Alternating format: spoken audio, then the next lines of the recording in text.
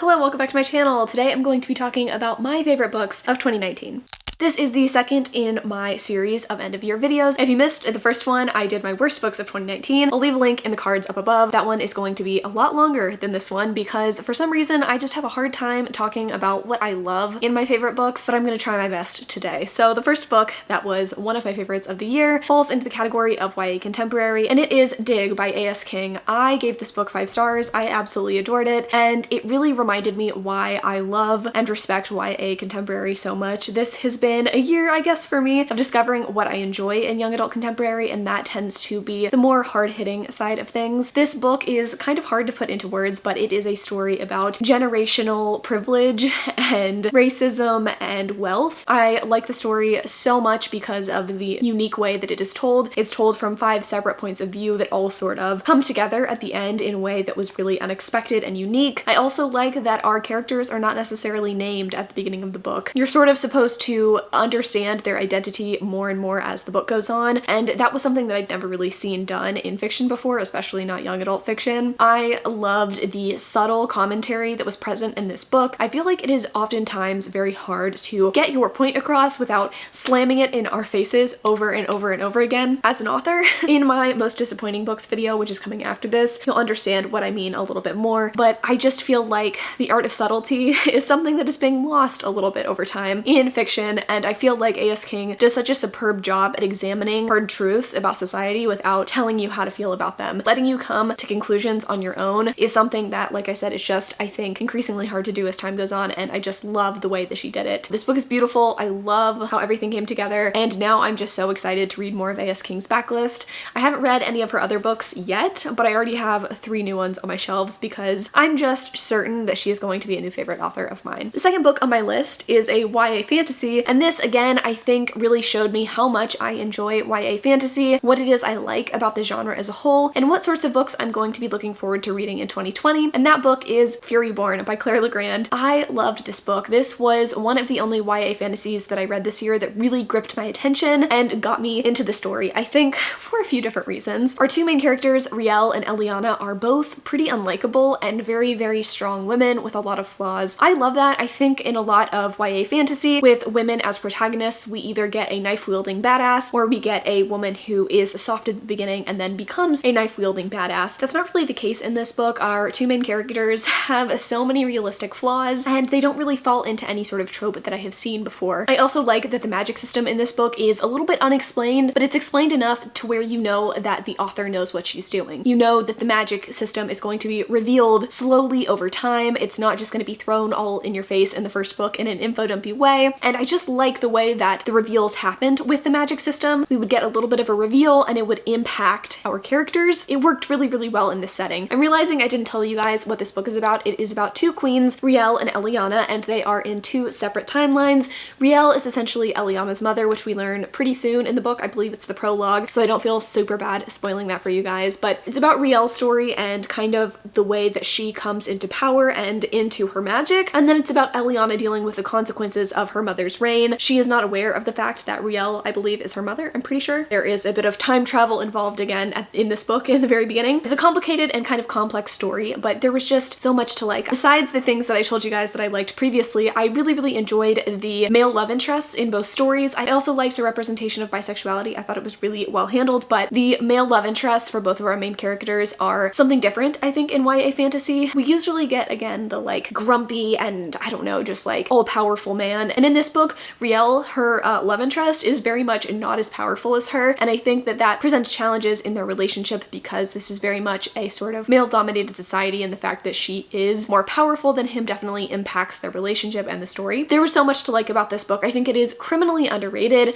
This is definitely not a under-the-radar sort of series. I mean, I'm sure you guys have heard of it, but I think if you guys are fans of Sarah J. Maas, you should read this series. It doesn't get enough hype or enough love, and in my opinion, it's better written than a lot of Sarah J. Maas's books, books. So this was a kick-ass book for me. It was 5 stars, and I can't wait to get to the sequel in 2020. Another favorite book this year for me was Autobiography by Christina Lauren.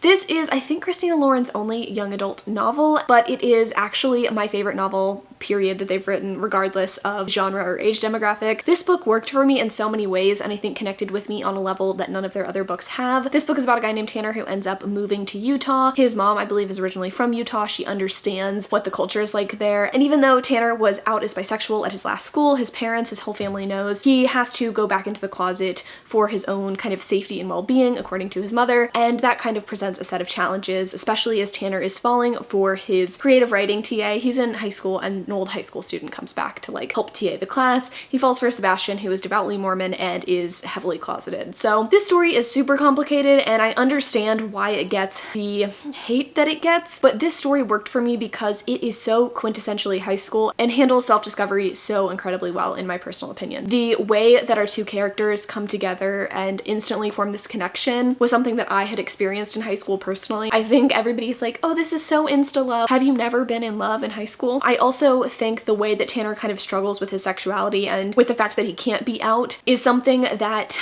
I think is handled very well. I just feel like the relationship, like I said, at its core is very convincing. I liked the inclusion of writing as a way to bring these two characters together. I liked the message that even though life isn't perfect, hopefully one day things will get better. My next favorite book of 2019 is one that I know I talk way too much about, but I think it being on this list makes sense, again, given how much I talk about it, and it is The Guy on the Right by Kate Stewart. I know we're shocked and surprised. This is a new adult romance, and I fell head over heels for it. This is the story that I have been longing for. It is about a guy named Theo who is in the marching band at his college, and a girl named Lainey who has been burned one too many times by bad guys. Theo and Lainey end up meeting at a college party. They're both shit-faced, and they kind of spill their deepest, darkest secrets to each other and end up forming a friendship from there. This was such a good friends to lovers story. I think Kate Stewart's ability to develop relationships is what sets her apart from other romance authors. The level of development, the details that she puts in are literally unparalleled. By the end of this book, I was crying and super thrilled because I knew I had found a new favorite author. I honestly don't have much more to say about this book. If you're looking for a good college romance and you want that development,